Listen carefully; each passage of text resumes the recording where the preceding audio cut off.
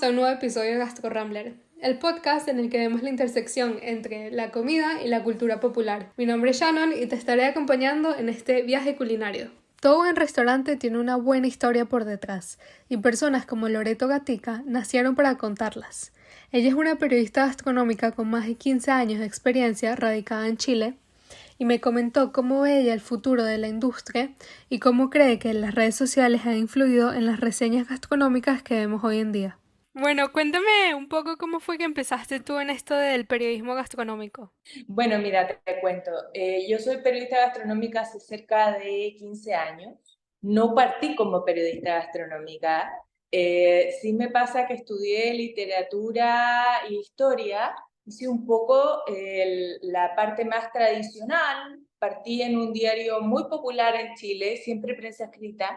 Y de ahí ya del más popular me fui al más tradicional y me pasó que estando en las revistas del diario más tradicional me deprimí.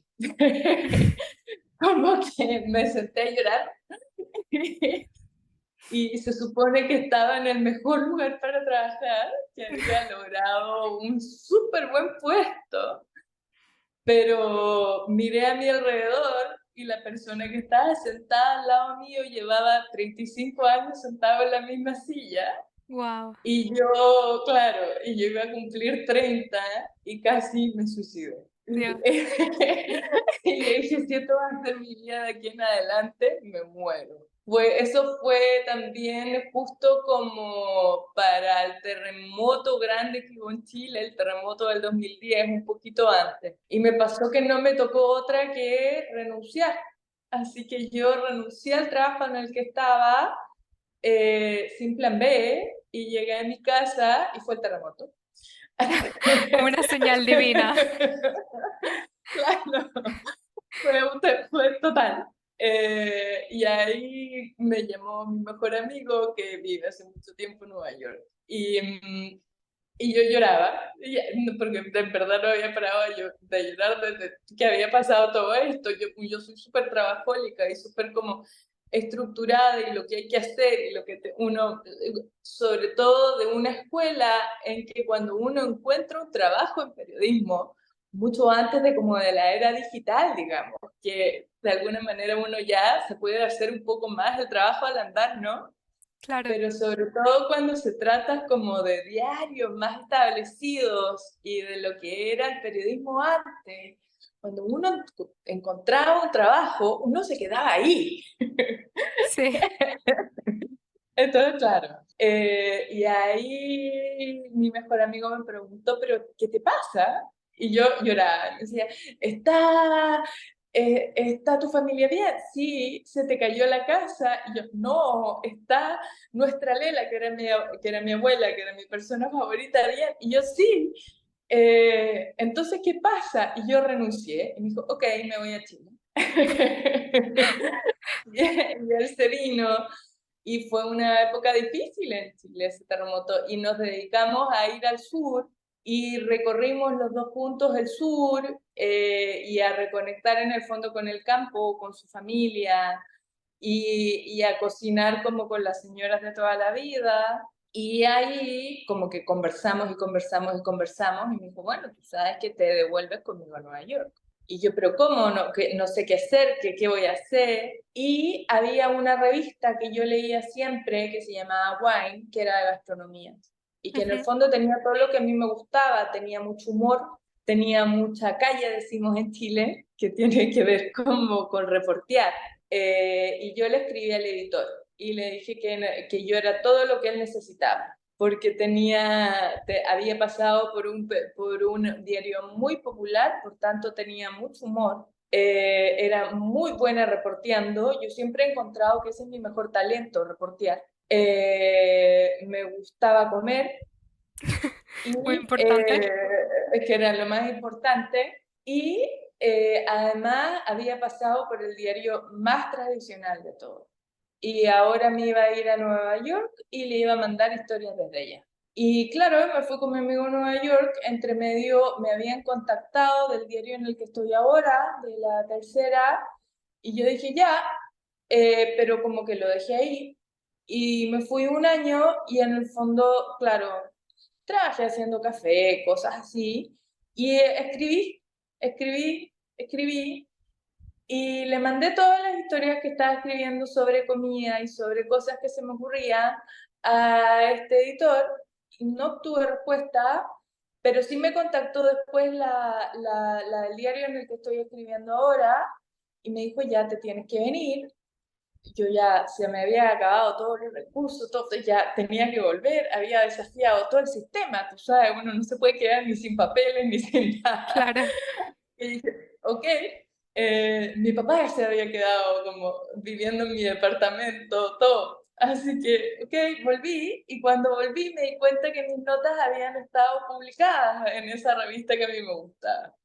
Así que fui con toda la revista y le dije al editor, bueno, parece que sí soy lo que tú necesitas, así que ahora quiero contrato. Y sí, y así partí, y así se abrió también una oportunidad en lo que fue una sección que a mí me gustó mucho, que es en La Tercera, que es el diario en el que ahora escribo, que primero fue Santiago, y que eran historias de ciudad, historias de gente rara, también con un poquito de gastronomía. Y después ya partió Finde, que es el suplemento en el que estoy ya hace más de 8 años. Y también con eso después ya la posibilidad de hacer radio. Y también la oportunidad de extender y de no solo quedarme en Chile, sino también a otros países. Vi por ahí en Spotify que tenías un podcast también. Tuve en tiempos de pandemia un podcast que ahora voy a lanzar también mi página web, que es loretogatica.com, y ahí se vienen 3 podcasts. Wow. Sí, lo que pasa es que si tú me preguntas como periodista gastronómica, claro, pero yo no hago crítica gastronómica formal. Ok. Finde es un suplemento en el que trabajo con mi jefe, en el que yo puedo escribir 10 notas a la semana, así. Por tanto, no es que haga una crítica formal. Yo soy una contadora de historias en torno al comer. Mi misión es que tú encuentres un lugar que te haga feliz. O por lo menos apostar por una cocina rica, porque sí, hacerte feliz un poco muy pretencioso, ¿no? Pero, pero apostar por un lugar que cumpla con tus requisitos, entendiendo que de repente tus necesidades o lo que tú buscas no son iguales a las mías, y dentro de ese contar historias vienen también estos 3 podcasts.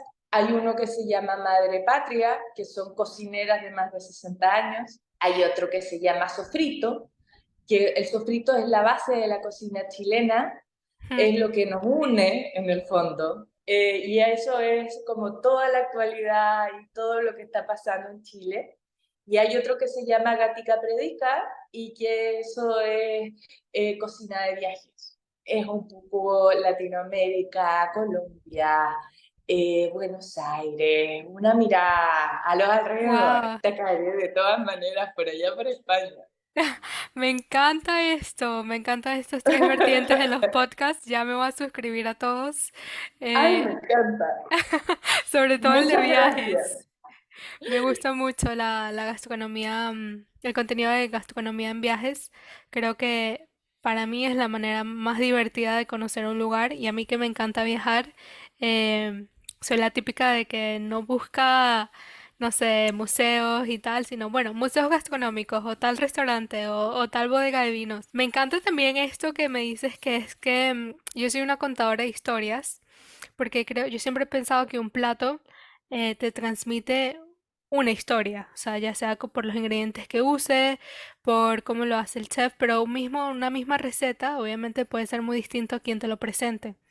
De todas estas artículos que tú has escrito, ¿cuál ha sido el que más te ha emocionado o el que más te ha inspirado a contar una historia súper interesante? Hay varios que me encantan y la mayoría también yo creo que tiene que ver como con encontrar tesoros. Hablar de restaurantes también es hablar de lugares comunes. De repente es un restaurante que está de moda o al que todos quieren ir, o como es, por ejemplo, uno de los podcasts o uno de los artículos que hice recientemente fue la parrilla de Don Julio en Buenos Aires, que es la parrilla más famosa y que fue recientemente elegida como la mejor de todo el mundo. Por supuesto que hay una historia ahí y hay un esfuerzo y todo, pero también hay pequeñas historias que tienen que ver como con caminar y que te asombran, que me gusta muchísimo. Hay una, por ejemplo, hay un dulce nacional que se llama camotillo en Chile, que es un dulce súper olvidado porque se hace solo con camote y azúcar. El Ujú. camote es un dulce que usan también mucho en el Perú, muy latinoamericano, y que en Chile se hace en una zona o se cultivaba en una zona que ahora en Santiago, en Chicureo, es más residencial, entonces de alguna manera como que se dejó de cultivar. Ok. Y este dulce, que era como típico de la colonia, cada vez fue más difícil de encontrar porque además es un proceso muy tedioso. En un cité, que son estas típicas casas como pasaje, Ujú. bien coloridas que hay en Santiago, que en el fondo son casas pareadas, una al lado del otro, algunas que tienen más de 60 o 70 años de historia en Santiago Centro, muy colorida, muy bonita. Encontré una señora que lo hacía a la antigua usanza. Entonces, si tú pones camotillos en Instagram, vas a encontrar a esta señora que cuando te digo que lo hace a la antigua usanza, es real. Ella parte a las 5:30 de la mañana pelando los tomates, o sea, pelando estos camotes, perdón, para luego acumular esta pasta solo hecha con azúcar en unos tambores, en esta casa antigua de unos techos altísimos. Ahí las deja esperar durante 1 o 2 días para luego darle una primera horneada. Esta horneada se hace como si fuera un closet Ujú. gigantesco en las paredes. Ahí pone sus camotes, pero que además les da una forma totalmente hecho a mano, en que con un palito hace las hileras para que el azúcar le tome una textura rugosa y crocante en la superficie, y muy cremosa en el interior, y es un proceso que dura por lo menos una semana Wow. hasta que al final las saca de estos lugares, las envuelve también con mucho cariño y las entrega a pastelerías también, que la mayoría son mujeres que tienen como 50 o 60 años cada una de ellas. Entonces, claro, ahí es como un tesoro escondido de Santiago Centro que tiene que ver con historia, tradición y patrimonio, que claro, a mí es una historia que me encanta. Se te Sí. iluminan los ojos cuando me cuentas la historia y sobre todo estos detalles que me hace, bueno, la de la señora, cómo lo hace, que es como una especie de closet. Me encanta que le des como estos detallitos que al final hace que la historia también sea muchísimo más interesante y un poco que te transportes ahí con la señora. Totalmente. Yo creo que hay mucho de la gastronomía que tiene que ver como con recorrer, con olores, con colores y como con historia de ciudad, que son muy bonitas de contar, independiente de lo que pase dentro del restaurante. O que también tiene que ver con el traspasar o el llegar a las cocinas, más allá del plato que te llega a la mesa. Y estas historias, cuando uno las encuentra, son muy bonitas. Yo creo que esas son las mejores experiencias, las que vienen con, como con un trasfondo que no te esperas, sobre todo. Em, Bueno, tú eres mexicana, la cocina de calle para ti es religión, ¿no? Sí, la verdad es que lo extraño mucho aquí. Tengo a veces como un poquito de nostalgia, bueno, bastante. Creo que va Me por olas, imagino. como cualquier inmigrante, así como un síndrome de Ulises, que a veces lo que me provoca es pararme en una taquería y ponerme a platicar con el que me está haciendo lo del trompo y que no sé, que le hable de mi día o lo que sea, no lo vuelvo a ver más nunca en la vida, pero es ahí parte como de esta experiencia también que cuentas y que creo La que es terapia. muy exacto, que es muy de Latinoamérica también, como la comida va de la mano siempre de una historia, de una experiencia, de compañía también. ¿Cómo has visto tú bueno, que me cuentas que no solo ahora es Chile, sino también estás también cubriendo un poco de Latinoamérica? La escena culinaria, ¿cómo ves que ha cambiado? Porque creo que hay cosas que se mantienen siempre fieles en Latinoamérica, como puede ser el uso de los ingredientes o quizás algunas recetas, pero también hay muchas cosas que están cambiando y están evolucionando. ¿Qué crees tú que es estos cambios más presentes? Yo creo que Latinoamérica está de moda, que es algo que veníamos viendo hace varios años, pero bueno, te contaba que estuve en el World Class, que es este torneo de coctelería, que en el fondo se hizo en Sao Paulo, que si bien no ganó ningún sudamericano, sí se puede ver que la tendencia tiene que ver con usar productos propios, por ejemplo, el tequila, todo el movimiento de lo que está pasando con el biche en Colombia. Y dentro de eso, la vuelta o la puesta en valor al origen y la tradición es cada vez más fuerte.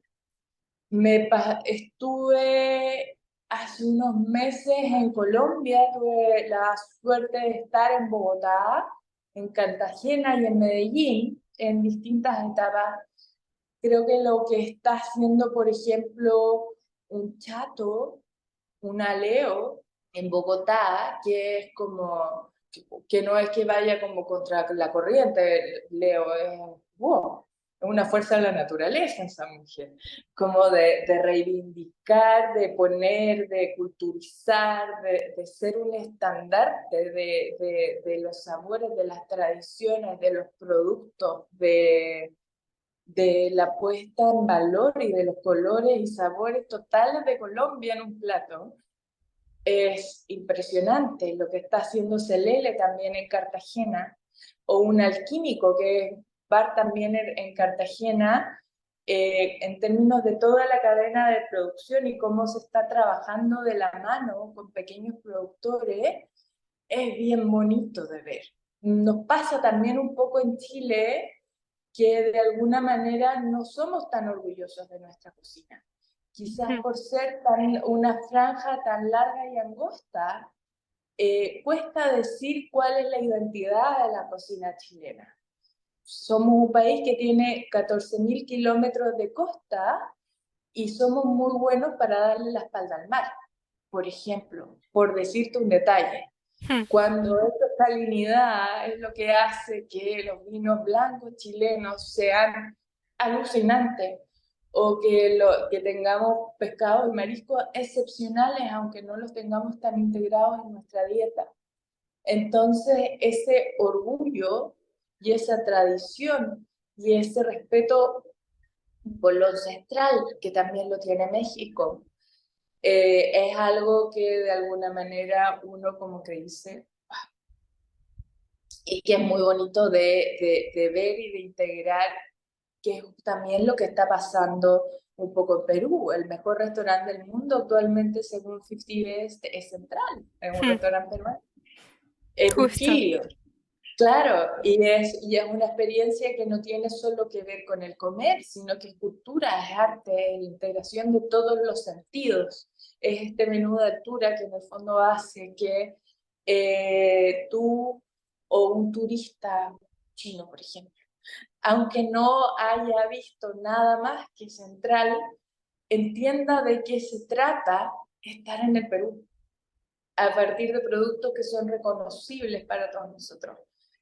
Eso encuentro que es una revolución muy potente y muy bonita de ver. También he visto, cuando yo empecé la carrera en el 2016 y ya he visto, terminé en el 2020 y vi una evolución tremenda en esos 4 años de lo que uno pensaba que era un restaurante de prestigio o lo que se consideraba un buen restaurante y lo que se considera ahora.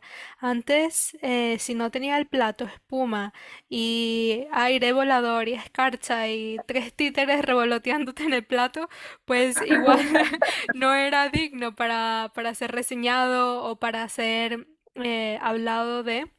Pero creo que esto fue un sesgo que se mantuvo por muy poco tiempo y ya luego se fue evolucionando hasta lo que dices ahora, que es lo que de verdad importa es el origen del producto. O sea, hay platillos que puedes ver en como restaurantes en Estados Unidos que son plenamente plant-based, que te ponen una zanahoria nomás. Y tú dices, ya va, pero pruebas esa zanahoria y es igual la mejor zanahoria que te has comido en la vida porque es también un trato muy digno al producto que le están dando. Totalmente. Esta manera en que tú reseñas está muy, veo yo, obviamente influenciada por tu carrera, que al final es de periodismo, es mucho también de curiosidad, de preguntar, de llegar hasta el final de la historia de, ok, pero ¿cómo es que consiguen estos ingredientes o así?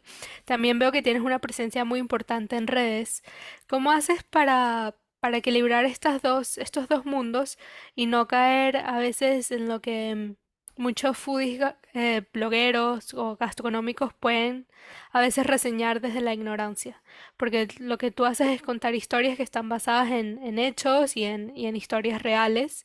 ¿Cómo equilibras esto? Yo creo que tiene que ver con dos cosas.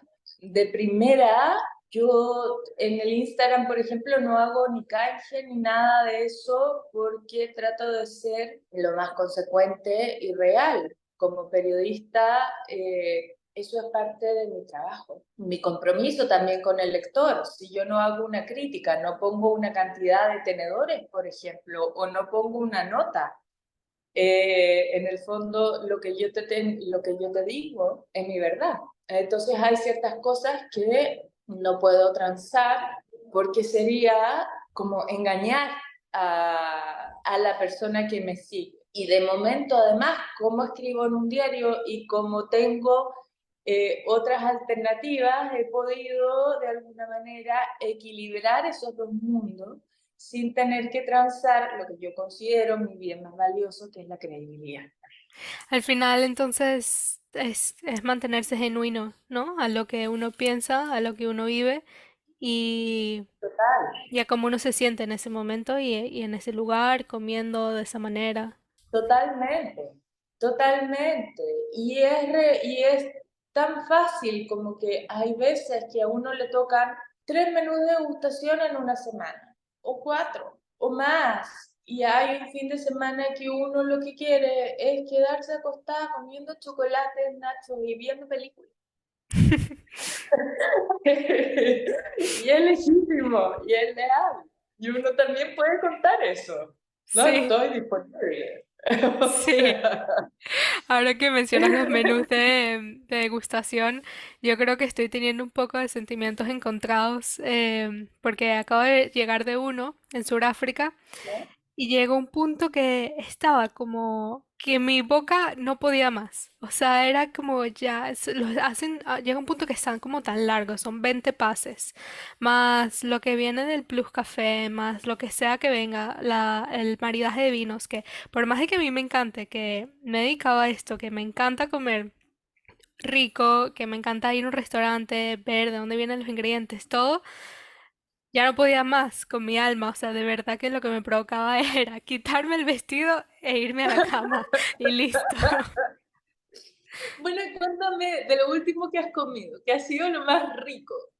¿Qué ha sido lo último que te ha volado la cabeza? Lo más rico. ¿De ese restaurante o en general? En general, lo último que te ha volado la cabeza. Uno siempre tiene algo que ha sido. Creo que esto todavía no lo supero. Fue en el verano pasado, fui a Divercho de David Muñoz Wow. y tenían pero de verdad que es súper sencillo. O sea, yo te describo el plato y me vas a decir, pero esta está loca.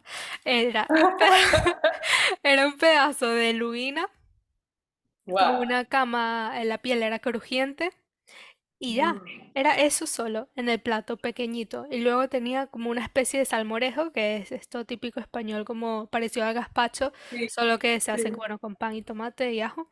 En un panipuri, ¿sabes? Estos que comen en la Sí, India, que son como una especie perfecto. de cestica, lo llenaron de gazpacho, me dieron eso antes y luego me dieron este pedazo de pescado de lubina.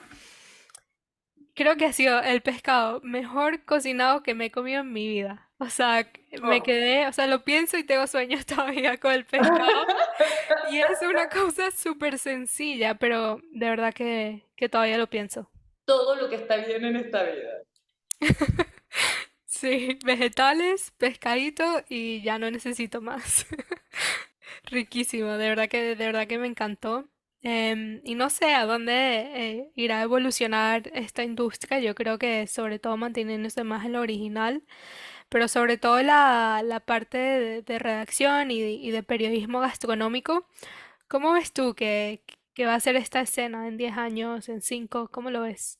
Quiero pensar que de alguna manera en algún minuto también vamos a hacer un stop y nos vamos a volver un poquito más reales, ¿no? Y más que influencer, también le vamos a poder poner un poquito más de contenido. Diste en el clavo ahí. Bueno, yo incluida que estoy en Instagram, tú, todo el mundo, al final termina escribiendo cosas. Yo no tengo una educación periodística, pero sí tengo una educación en cocina. Y quizás puedo escribir algo desde el punto de vista mío, que es muy personal, de, bueno, cómo se debería cocinar algo. Pero igual tu punto de vista es distinto, porque es de contar historias. Pero también hay mucha gente que es desde un punto de vista de, por lo menos, vender. Entonces es igual, no sé, dar recomendaciones de restaurantes o de sitios desde un punto de vista, eso, de vender o de promocionar sitios que al final terminan siendo fieles a ninguno, ni al restaurante, ni a la persona, ni hacia audiencia. Entonces hay como una mezcla ahora en redes sociales que yo veo que un poco así como que no sé qué creer. O sea, si voy a un restaurante y veo una reseña de la gente en Google Reviews o lo que sea, está como un poco difícil, ¿no? Como que distinguir, bueno, voy a este sitio por estos reviews o voy a este sitio porque igual esta persona escribió de esto y al final yo creo que lo que se va a seguir manteniendo súper fiel es el boca a boca y el cómo te haga sentir a ti ese lugar. Totalmente, totalmente. O sea, más que nada, más que la cantidad de seguidores o el video que uno haga, que esto, que lo otro, yo creo que una de las cosas que más funcionan es, por ejemplo, cuando a uno de repente le escriben un mensaje directo por Instagram, una persona que tú no conoces, pero que te pregunta, quiero sorprender a mi mujer, ¿dónde voy a comer? Y uno, claro, por supuesto, pide las coordenadas o pregunta más o menos, los gustos, ¿qué hacemos? Eh, llama al restaurante, que todo funcione, claro, pero es eso, es el boca a boca, como un poco como tú lo dices. Y también el contenido no significa que uno sea periodista o que uno sea cocinera, el contenido es qué te contiene también. Y es decir, qué es lo que te mueve y qué es lo que eres. Hmm, Esto sí. lo hago porque me invitan, esto lo hago porque me pagan. Estamos como con generaciones, incluida la mía, que a veces yo digo, bueno, es que todo el mundo tiene una voz, todo el mundo tiene una plataforma y todo el mundo cree que pues, sabes, está en el derecho de compartir lo que piensa. Y los que terminan triunfando o los que terminan un poco resaltando al resto son los que son más genuinos. Ya para terminar, te quería preguntar tu restaurante favorito en Latinoamérica y en Chile. Qué difícil. Bueno, a ver, de lo último que he probado, de esta ida a Sao Paulo, estuve en Casa do Porco y creo que me comí.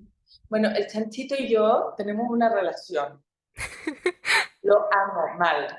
Entonces creo, esa reivindicación del chanchito, o sea, se supone lo que era como la comida de pobre, pero comérselo hasta el último bocado, ese disfrute, desde ese respeto y esa puesta en escena, amor total, absoluto. Creo que Leo en Colombia también estuvo maravilloso, el Chato en Bogotá también, Celele también, oh, qué difícil. Todo eso y más. Y también, bueno, en Chile por supuesto que me encanta Boragudo, me gusta mucho el trabajo que está haciendo Rodolfo Guzmán, pero también soy muy de cocina de calle. Yo soy inmensamente feliz en los mercados. Y soy, en Chile, si hay algo que nos identifica y que amamos, son las sangucherías y las fuentes de soda. Todo en Chile, así como para ti es taqueable, para nosotros es sangucheable. Todo entre dos panes es bueno. O sea, compartimos el amor por el aguacate, ¿no? Sí. Me falta. Total. Bueno, Loreto, te quiero dar de nuevo las gracias por esta súper conversación. De verdad que me encantó este ratico contigo y me llevo todos estos restaurantes que acabas de nombrar para ir a los que no he ido y recordar a los que ya fui. Para ti, Shannon, muchas gracias y te espero en Chile para llevarte de paseo por esos mercados, de todas maneras. Sí quiero ir, nunca he ido, a ver si puedo ir pronto porque te dije que tengo familia allá, pero me encantaría ir a la parte de viñedos, comer riquísimo también. Bienvenida, nos vamos cuando quieras. Gracias. La única manera de seguir creciendo y seguir creando contenido es con tu apoyo. Si te gustó este episodio, dale like, suscríbete y síguenos en redes sociales.